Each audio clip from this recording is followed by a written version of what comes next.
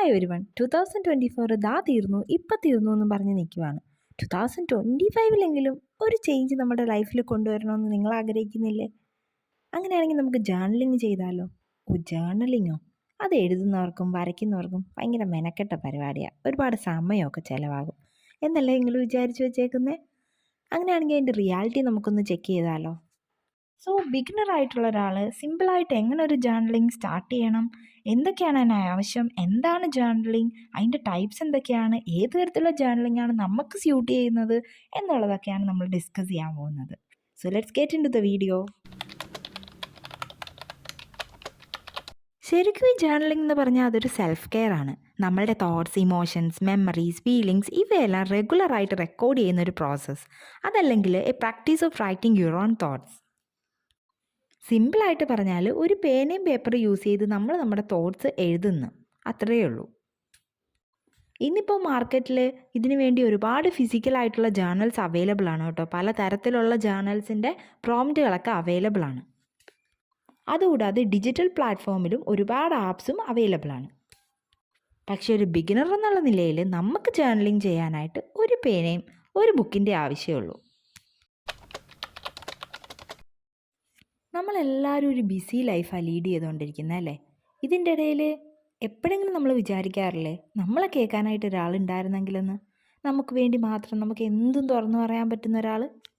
ഇപ്പം നിങ്ങൾ പറയും, ഓ എനിക്ക് അങ്ങനെ ആൾക്കാരൊക്കെ ഉണ്ട്, എനിക്ക് ഫാമിലി ഉണ്ട്, എൻ്റെ ഫ്രണ്ട്സ് ഉണ്ട്, എൻ്റെ പാർട്ട്ണറുണ്ട്. പക്ഷെ അങ്ങനെയാണോ?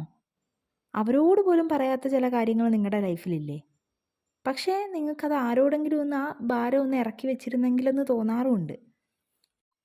റൈറ്ററും മോട്ടിവേഷണൽ സ്പീക്കറും ഒക്കെ ആയിട്ടുള്ള ജോസഫ് അന്നംകുട്ടി ജോസ് എന്നൊരു ചേട്ടനില്ലേ, ആ ചേട്ടൻ ഒരിക്കലും പറഞ്ഞ് ഞാൻ കേട്ടിട്ടുണ്ട്, ആസ് എ ഹ്യൂമൻ ബീയിങ് നമുക്ക് 3 തരത്തിലുള്ള ലൈഫാണുള്ളത്. ഒരു പബ്ലിക് ലൈഫ്, ഒരു പ്രൈവറ്റ് ലൈഫ്, പിന്നെ ഒരു സീക്രട്ട് ലൈഫ്. ഈ പബ്ലിക്കും പ്രൈവറ്റ് ലൈഫിലുള്ള കാര്യങ്ങൾ നമ്മളെല്ലാവരോടും ഷെയർ ചെയ്യാറുണ്ട്, കുറച്ചെങ്കിലും ആൾക്കാരോട്. പക്ഷേ സീക്രട്ട് ലൈഫിലാണ് ശരിക്കുള്ള നമ്മളുള്ളത്.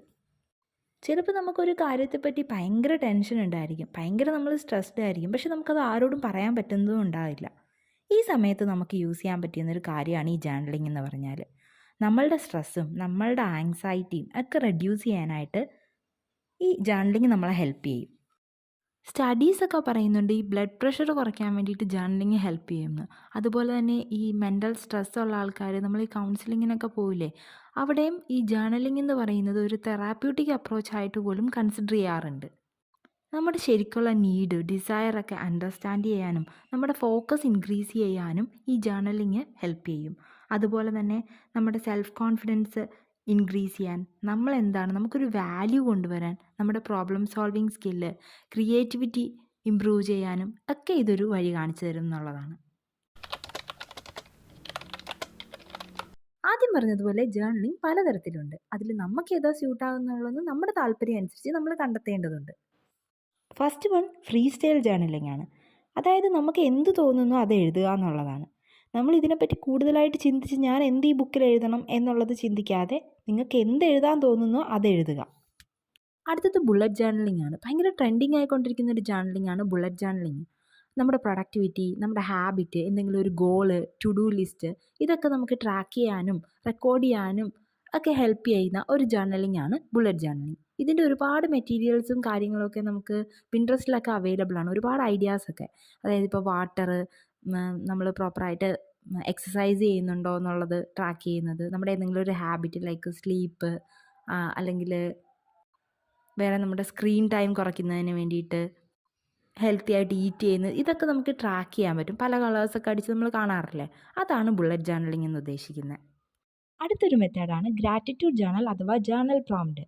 അതായത് പ്രീ പ്ലാൻ ചെയ്ത് വെച്ചിരിക്കുന്ന ക്വസ്റ്റ്യൻസ് അറ്റൻഡ് ചെയ്യുകയാണ് ഈ ഒരു മെത്തേഡ്. ഗ്രാറ്റിറ്റ്യൂഡ് ജേർണൽ എന്ന് പറയുന്നത് ബിഗിനർ ആയിട്ടുള്ള ജേർണലിങ്ങിലോട്ട് വരുന്ന ആളുകൾ ഒരുപാട് പേര് ചൂസ് ചെയ്യുന്ന ഒരു മെത്തേഡാണ്. നമ്മുടെ ഡേ ടു ഡേ ലൈഫിൽ നമ്മൾ ഗ്രേറ്റ്ഫുൾ ആയിട്ടുള്ള 3 തിങ്സ് നമ്മൾ നോട്ട് ഡൗൺ ചെയ്യുക എന്നുള്ളതാണ് ഈ മെത്തേഡ്. സിമ്പിളായിട്ട് പറയുവാണെങ്കിൽ ചിലപ്പോൾ ഒരു ഫ്രണ്ടിനെ കണ്ടതാകാം, നല്ലൊരു ഫുഡ് കഴിച്ചതാകാം, നമുക്കെന്തെങ്കിലും ഒരു അപ്രീസിയേഷൻ കിട്ടിയതാകാം, നമുക്ക് ആർക്കെങ്കിലും ഒരു ഹെൽപ്പ് ചെയ്യാൻ പറ്റിയതാകാം. ഇതുവഴി നമ്മുടെ ലൈഫിൻ്റെ വാല്യൂ എന്താണെന്ന് നമുക്ക് മനസ്സിലാക്കാനും ഓൾറെഡി നമ്മുടെ ലൈഫിൽ നമ്മൾ അനുഭവിച്ചുകൊണ്ടിരിക്കുന്ന നമ്മൾ നോട്ട് ഡൗൺ ചെയ്യാത്ത പല ബ്ലെസ്സിങ്സും എന്താണെന്ന് തിരിച്ചറിയാനും നമുക്ക് ഹെൽപ്ഫുൾ ചെയ്യുന്നുള്ളതാണ്. അടുത്തൊരു ടൈപ്പ് ഓഫ് ജേർണലിംഗ് ആണ് ആർട്ട് ജേർണലിംഗ് എന്ന് പറയുന്നത്. അതിൻ്റെ പേര് പോലെ തന്നെ ഇത് കൂടുതൽ ഒരു ക്രിയേറ്റീവ് സൈഡ് ഓഫ് ജേർണലിംഗ് എന്നൊക്കെ നമുക്ക് വേണമെങ്കിൽ പറയാം. നമ്മുടെ ക്രിയേറ്റിവിറ്റിയും അതുപോലെ ജേർണലിങ്ങിൻ്റെ എസെൻസും കൂടി ഇംപ്ലിമെൻറ്റ് ചെയ്ത് ഡെവലപ്പ് ചെയ്യുന്ന ഒരു ജേർണലിംഗ് ടൈപ്പാണിത്. നമ്മൾ കണ്ടിട്ടില്ലേ ഡൂഡിലിംഗ് ഡേ, അവരുടെ ഡേയിലുണ്ടാകുന്ന കാര്യങ്ങൾ ഒക്കെ വരയ്ക്കുന്നതൊക്കെ വീഡിയോസിലൊക്കെ കണ്ടിട്ടില്ലേ? അതുപോലെ സ്കെച്ച് ചെയ്യാം, നമുക്ക് ഇഷ്ടമുള്ളത് പെയിൻറ് ചെയ്യാം. നമ്മുടെ ക്രിയേറ്റിവിറ്റി അനുസരിച്ച് വരയ്ക്കുന്നത് മാത്രമല്ല, വേറെ എന്തൊക്കെ നമുക്ക് അതിൽ ക്രിയേറ്റീവായിട്ട് ആഡ് ചെയ്യാൻ പറ്റുമോ അതൊക്കെ യൂസ് ചെയ്യുന്ന ഒരു ടൈപ്പ് ഓഫ് ജേർണലിംഗ് ആണ് ആർട്ട് ജേർണലിംഗ് എന്ന് പറയുന്നത്. ഇതുകൂടാതെ വേറെ ഒരുപാട് ടൈപ്പ് ഓഫ് ജേർണലിംഗ് ഉണ്ട് കേട്ടോ. അതായത് food journaling, travel journaling, nature journaling എന്നൊക്കെ പറഞ്ഞിട്ട് ഒരുപാടുണ്ട്. പക്ഷെ അതൊന്നും എല്ലാവർക്കും ഫോളോ ചെയ്യാൻ പറ്റണമെന്നില്ല. പക്ഷെ ഇപ്പം നമ്മൾ ഡിസ്കസ് ചെയ്തതെല്ലാം തന്നെ എല്ലാവർക്കും ഫോളോ ചെയ്യാൻ പറ്റുന്നൊരു ജേർണലിംഗ് ആണ്. ഇപ്പോൾ ആർട്ട് ജേർണലിംഗ് ഒക്കെ തന്നെ അത് നമ്മുടെ ക്രിയേറ്റിവിറ്റി അനുസരിച്ചിട്ടാണ്. വരയ്ക്കാൻ പറ്റുന്നവർക്ക് മാത്രമേ ആർട്ട് ജേർണലിംഗ് ചെയ്യാൻ പറ്റുള്ളൂ എന്നൊന്നും ഇല്ല കേട്ടോ. ഇത്രയും പറഞ്ഞത് വെച്ച് നിങ്ങൾക്ക് ഏത് ടൈപ്പ് ഓഫ് ജേർണലിംഗ് ആണ് സ്യൂട്ട് ആകുന്നതെന്നൊരു ബേസിക് ഐഡിയ കിട്ടി കാണില്ലേ? അപ്പോൾ അങ്ങ് തുടങ്ങുക, ബാക്കിയെല്ലാം വഴിയെ പോലെ വന്നോളും. പിന്നെ എന്ത് കാര്യം ചെയ്യുമ്പോഴും ഒരു സ്നേഹത്തോടെ ഇഷ്ടത്തോടു കൂടിയൊക്കെ ചെയ്യുക. എങ്കിൽ മാത്രമേ നമുക്ക്